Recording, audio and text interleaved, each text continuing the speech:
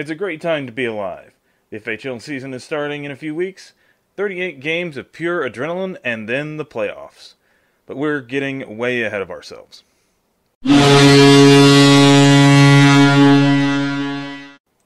Omaha, honestly, I have no idea what to tell you. The weakest part of your team has always been your defense, especially your goalies.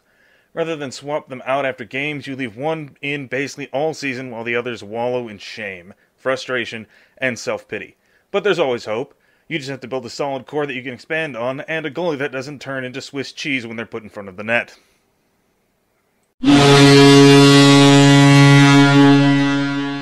Look, Salt Lake, I'm gonna level with you.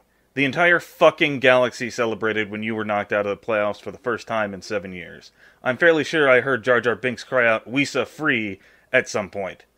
Your biggest problem is that you're not the big fish in the small pond anymore. 7 years of wedgies, noogies, pantsing, and general physical and psychological abuse you hurled on to the other teams in the West has only made them hate you, but it's also made them start working on ways to become stronger. And like an elementary school bully going to middle school, you've returned to find all your former classmates hit puberty over the summer, and can now hit back with the same force you showed them.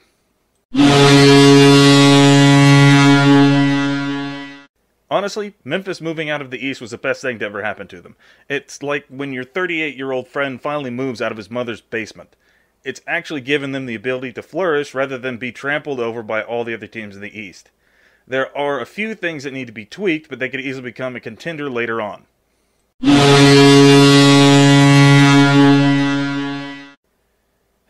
Houston, oh Houston, Houston, Houston. I honestly don't know what to say. It's not like you don't have your flashes of brilliance, but you're also stuck with San Antonio and Salt Lake, which has made you stronger, but it's also been your downfall.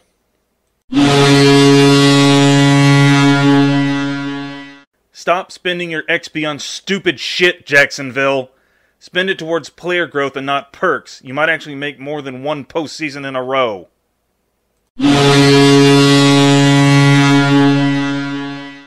San Antonio, I honestly have no idea what to tell you. You limped into the playoffs under 500 because you clinched the title in the weakest division in the league. I don't know what could help you in the long term. You've been having issues since Season 5 when you decided to have an all-dragon team instead of listening to what everyone was telling you.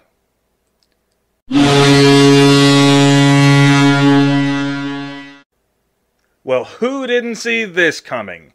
A team leaving Seattle to automatically start doing better in their new location. You're not back to your Season 4 glory, but you have to take everything in small strides.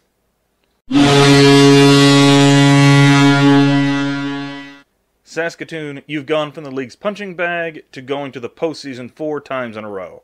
Honestly, I should be happier, but no one really knows what's going on up there. You started strong in the first half of the season only to fumble everything in the middle and then just scrape by at the end. If you could get a solid goalie, you might actually be able to end up in the cup.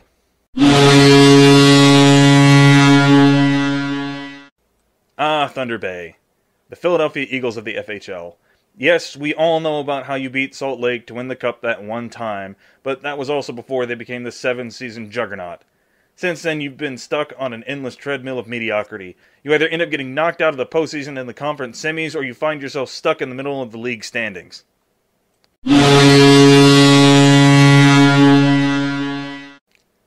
Portland, you're the new St. Louis.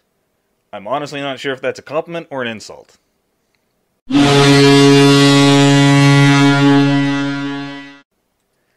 I have no idea what to tell you, Baltimore. You've made it to the Cup multiple times, but just can't stick the landing. You're basically the Buffalo Bills of the FHL.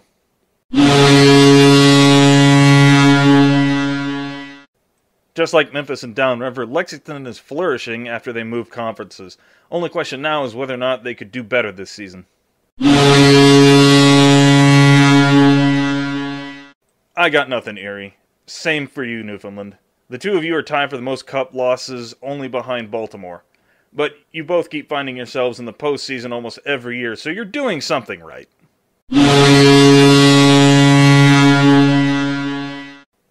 Another relocation success story. St. Louis was basically the postseason punching bag of Salt Lake to the point where the owner left before the 2018-2019 season, and then they somehow managed to make the postseason again.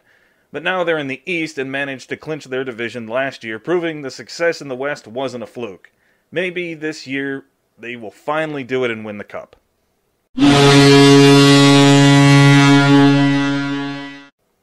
Look, Raleigh, I don't know what to tell you. You're typically strong in the regular seasons, but your postseasons just suck.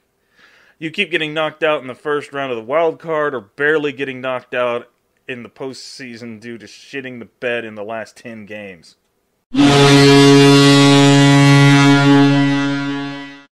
It's nice to see Hamilton back in the playoffs again.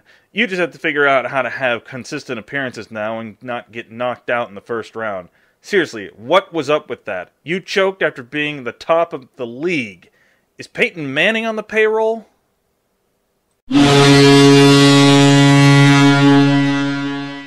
And our last team, Victoria. The victors valiant. The cup holders who literally spent most of the first half of the season asleep, only to win 13 of their last 20 during the regular season, and then almost get eliminated by Saskatoon in the first round of the playoffs after they forced Game 7. Then again, you also snuck up from behind and yanked the number 1 spot right out from under them halfway through the season, so they were looking for a bit of payback. But now that you've won, all eyes are upon you to see if you can repeat the postseason success you experienced last year.